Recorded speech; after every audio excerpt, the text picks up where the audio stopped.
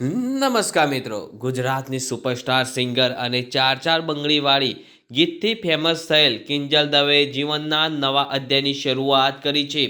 અમદાવાદની જાણીતી YMCA club ખાતે કિંજલ દવે અને જાણીતા બિઝનેસમેન તથા એક્ટર ધ્રુવીન શાહનો ગોળદાણાનો રિસેપ્શન કાર્યક્રમ અત્યંત ધામધૂમથી યોજવાયો હતો.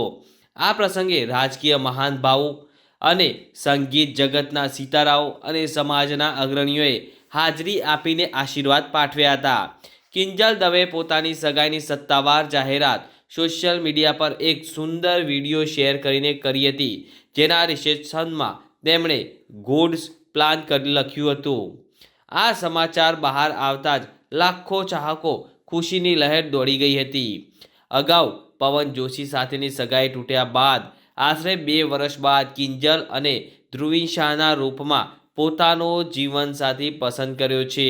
અમદાવાદની YMCA ક્લબમાં યોજાયેલા આ કાર્યક્રમમાં ભવ્ય ડેકોરેશન અને શાહી ઠાઠ જોવા મળ્યો હતો, જેમાં ગુજરાતી ફિલ્મ સ્ટાર હિતુ કનોડિયા, મોના થીબા, લાલો ફિલ્મના star cast, comedian Nitin Jani, Tarun Jani, Kushal Mistry, Geeta Rabari, Kajal Maheria, Vikram Thakor, Jignesh Kaviraj સહિતના અનેક કલાકારોએ હાજરી આપી હતી.